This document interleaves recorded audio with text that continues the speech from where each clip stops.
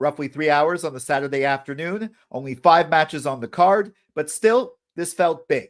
So, did WWE's 2024 King and Queen of the Ring Premium Live event deliver?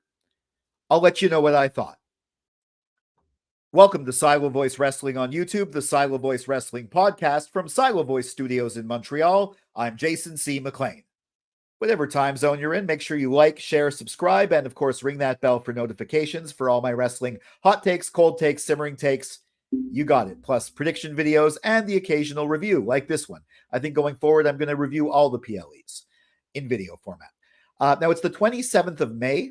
It's a little bit before 7 p.m. So I've seen the PLE, but I haven't seen Raw yet. I may, if something important happens, add a little addendum to this video based on what happened on Raw. So far, I know there's a cage match between Liv Morgan and Becky Lynch, a rematch. So maybe that might weigh into this. But for now, let's get started with the actual PLE. And the first match for the Women's World Championship, the champion Becky Lynch defending against challenger Liv Morgan. Before I get into the actual match, I want to point out, I think I should point out that Becky Lynch really makes the most of these requirements for Saudi shows to be basically covered from head to toe for the women. Last year, she was the bride from Kill Bill. This year, she was some sort of anime character, I believe. I think Tuxedo Mask is the name. I'm not entirely sure. Don't at me. I don't follow anime, but she had a tuxedo. She wrestled basically in a tuxedo. It was great. She definitely brought her A game when it comes to costuming, but also in the ring as well, too. This was a back and forth match, a really good match. Plenty of manhandle slams, submission attempts. But of course, Dirty Dominic Mysterio came to ringside, caused a distraction, slid a chair in purportedly to help Becky. But of course, it was Liv who took advantage of it, gave Becky the oblivion right on the chair. 1, 2, 3. And new Women's World Champion, Liv Morgan. It seems like the only people who were unaware that Dominic wasn't really secretly involved with Liv, hadn't seen the hints on TV, were Michael Cole and Corey Graves.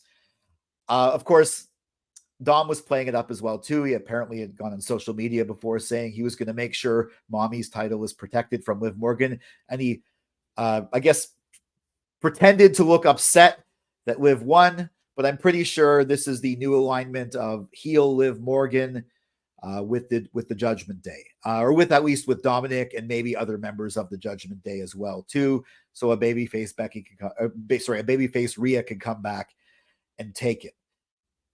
Becky Lynch was not supposed to be champion. I think she was supposed to be on a break for a while and then maybe come back in a few months after WrestleMania. But of course, she took one for the team. She came back, became the champion because Rhea was injured. I think this gave Liv a much more valuable victory than if she had just won it in the Battle Royal. All the Liv Morgan fans complaining she didn't get it before. Well, wasn't this better? Definitely a better way for her to get the championship. She's also going full heel. I even saw a promo after the match where she was crying because she had just won the championship, but she was still keeping her Liv Morgan Revenge Tour character up. I thought this was a great way to open the show. It's really exciting. It really makes me want to watch Raw in I guess an hour now and maybe talk about that later too. But I think the perhaps not that long, but the Liv Morgan era has begun. This was a great match on both parts. And like I said, a great way to start the show. And then Chad Gable entered with Otis and Maxine Dupree and promptly told Maxine to leave. She got this amazing outfit on. She came all the way to Saudi Arabia, and it took until she was actually standing next to him for Chad Gable to notice that she was there and kick her out. But still, it really worked for the character. The new, I guess, Perk Gable, heel Gable, it really worked. But of course, he was going to bring Otis with him down to the match, as both he and Big Bronson Reed challenged the Intercontinental Champion Sami Zayn in a triple threat match. We're talking about two skilled veterans and a very skilled newcomer putting on a great show. It was a really fun match to watch. There were submission trains, I guess, or basically double submission attempts, or there were suplex trains. At one point, Sami Zayn hit the blue thunder bomb on Bronson Reed, who's a really big guy. Gable was able to German suplex Reed, Zayn. It was an excellent match. If that was just the match, it would still be an excellent match. But of course, there was some other storytelling happening here. In fact, the main story development involving Otis, first dispatching of Big Bronson Reed at Gable's insistence, and then getting slapped and browbeat by Gable when he refused to attack Sami Zayn, and finally clotheslining Sami Zayn, except Zayn ducked, and he ended up clotheslining Chad Gable. I think it's a real nice attention to detail that nobody cared about Otis attacking Bronson Reed. In fact, well, aside from Bronson Reed, maybe, and his fans, but there was no hesitation. The audience didn't mind. Sami Zayn didn't mind, even though he was doing it for Gable. It's a triple threat match, so it's technically a legal move. But of course, Zayn's the babyface. Attacking him is the problem. Attacking Bronson Reed isn't and doesn't change Otis's character. But now, of course, I'm wondering what's going to happen. We're all wondering what's going to happen. Is Otis going to be fully babyface now and finally attack Gable, or is Gable going to attack him? Because even his attempt to help ended up taking out Gable, and because Otis had knocked out Bronson Reed, Sami was able to give him a hula kick for the 1-2-3, and of course retain the Intercontinental Championship. Now, I'm a huge Sami Zayn fan. I'm from Montreal. Montreal loves him. He's from here, but of course, he's also Muslim, speaks Arabic, and the people in Saudi Arabia love him as well, too. So it was a great feel-good moment for everyone, except for maybe Chad Gable. The real story coming out of this is Otis, but I think that Gable and Zayn are not done yet. Who knows? They might even have a one-on-one match at SummerSlam. I think that could even be one of the top matches at SummerSlam. This program really has juice in it, and Bronson Reed taking the pin allows it to continue. And that's why I predicted that Bronson Reed would take the pin and Sami Zayn would win. But I wasn't quite sure what was going to happen with Otis. And I kind of like what happened because it keeps the mystery open. It keeps us waiting and guessing. The next match was for the Birds. Of course, I'm kidding. I'm just referencing Lyra Valkyria's outfit for her entrance for the Queen of the Ring finals, her versus Nia Jax. It was a really noticeable outfit, and I hadn't watched NXT before, so I wasn't really familiar if she had done something like this before. If she had, let me know in the comments, but it was a really impressive entrance. And it was a really good match, too. It was shorter than the other matches, and Lyra, you can tell she's not as experienced on the main roster, but she still put on a great show. I didn't think she was going to win. You're not going to win Queen of the Ring in your first month on the main roster, and she didn't win.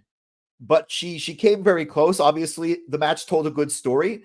She wasn't able to lift Nia Jax. She kept trying to do that. She got her up at one point, but eventually she went to try and lift her, but it turned into a really rough-looking Annihilator for the 1-2-3.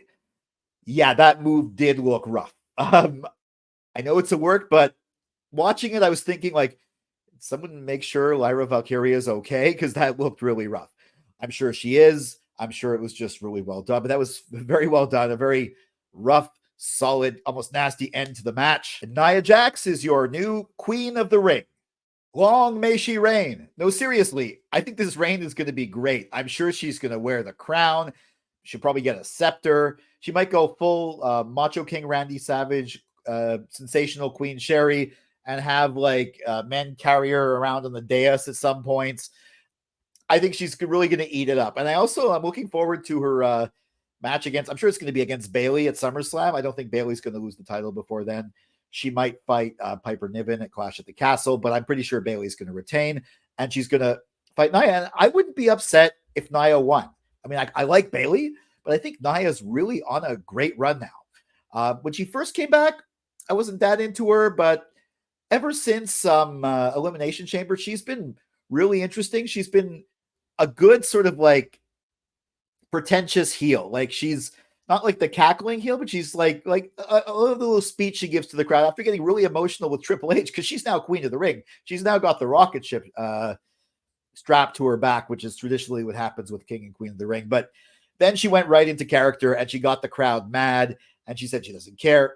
It was great. I think Queen Nia is going to rock. It's going to be really entertaining to watch. Then we had the King of the Ring finals, Randy Orton against Gunther. Even with about 5 minutes of TV time, less than it of build, this was still, on paper, it was a dream match going in, and it lived up to expectations. To say this was tough and physical would be an understatement. There were, of course, the obligatory chops. There were spots on the announce table. There were a lot of submission holds number of Boston Crabs, half Boston. There was also a very smart wrestling logic to the match, especially with Gunther trying to work on sore spots with Randy. Randy trying to work on the weaknesses in Gunther, which he doesn't really seem to have any. Of course, there were RKOs. There was one that Gunther just rolled out of the ring after. And the other one, amazingly, Gunther kicked out and was able to turn it into a roll-up. And that's where the controversy happened. As you can see here, Randy Orton's shoulders weren't fully on the mat. In fact, they seemed to be kind of off the mat, but the ref still counted 1, 2, 3. Now, Randy Orton hasn't been an amateur for well over a decade, so this was definitely not an amateur mistake. He doesn't make mistakes like that. Gunther also doesn't really make mistakes like that, too. And they obviously have their best referee, so the referee counted the 1, 2, 3, obviously on purpose. I'm pretty sure this is to set up for a potential rematch. In fact, after the match, Triple H was interviewed, and he even said that, the referee's decision stands. It's final. But of course, Gunther would probably want to not have an asterisk next to his name or next to his victory. So there's going to be a rematch. If they could actually build a rematch between Randy Orton and Gunther, wow, it was amazing with no build. It was exciting. I was into it with no build. I was like, they're not going to have Randy Orton lose, but they're not going to have Gunther lose. Like, you don't really, these are two top, like one veteran, one not rookie, but one new top star. This mainly helped to build Gunther, if that was even possible, maybe build him even more for a potential world title run or a undisputed WWE title run, because he was already pretty built, being the longest reigning Intercontinental Champion in history. But if there's anyone who can build someone like Gunther even more, it's a star like Randy Orton. And Orton looked great in the match as well, too. So this is setting up for a future rematch. But, of course, your new king of the ring, the ring general, the ring king, whatever, Gunther, after shaking Triple H's hand and accepting the crown, not putting it on. I don't think he's the kind of guy that really cares about trinkets. I think he cares about more of the prestige and what that victory gives him, which is the world title shot, which I guess is against, it's probably going to be against either Damian Priest or Drew McIntyre. Who knows who the world that's more up in the air, who the world champion's going to be at SummerSlam versus who he's going to face, because he's going to face Gunther. And this is what I predicted at the very beginning without actually saying it on any video. I thought this whole tournament was brought back so that Gunther could become king of the ring. Of course, I did release a prediction video about the tournament after I had a little thinking there might be a little Drew x McIntyre action happening, and Jey Uso was somehow going to face Tama Tonga. But of course, that was wrong, and my original prediction happened. What a great match, and what a great result. And then we had our main event for the undisputed WWE Championship. The champion, the American Nightmare Cody Rhodes, defending against the challenger and United States champion, Logan Paul. I don't know how many times I can be surprised by Logan Paul matches when I think I'm not going to be, but this is another one of those. I was sure Cody was going to win, and yeah, Cody did win, spoiler alert, especially when they took the U.S. title off the table. I knew it wasn't going to be a mess finish, but still, this was solid at the beginning. Both competitors going at each other. It was very exciting from the get-go. There was a Cody cutter on the announce table, which looked like it hurt Cody more than it hurt Logan when Cody fell on the floor. There's what you might expect. The Logan Paul friends somehow slipping him the brass knuckles, him using them on Cody outside of the ring, but not for the victory. Cody ends up taking over, but eventually Logan chugs some prime, jumps off the top rope, and rams Cody through the Arabic announce table, which breaks. Now, while this is a move we've seen a number of times before, even from Logan and Cody, it was something spectacular to behold because of the shot. Now, obviously, this still image from a different angle doesn't do it justice. And no, I'm not going to actually show you the shot because I don't want to, a copyright strike so early in my channel. Anyways, I think they had a drone. They did this a full round of Logan Paul before he was jumping, before he chugged the prime and jumped. And it just made it look so big. It was such an impressive, all their new production techniques are impressive, but this one was especially impressive. But this is also where things started to get interesting, and I started to actually have doubt. a little bit before this, Logan was almost counted out, and Cody told the referee to stop. And the announcers kept saying that might have been Cody's fatal mistake to keep the match going, because it looked like Logan might actually win. I was like, no, Cody's going to win, but wait a second. Logan might actually win. At one point, there was a ref bump. Now, usually when there's a ref bump and Cody hits a move on the opponent, gets the visual pin, that means Cody's eventually going to lose because of cheating or something. But I was like, no, it can't be. But still, Cody actually in that moment hit a vertebreaker, which was a previously banned move under the previous administration. It's obviously not banned anymore. And it's interesting, the one who made that move famous was Hurricane Helms, or Shane Helms, who was apparently listed as the producer on this match. Anyways, that looked really rough on Logan.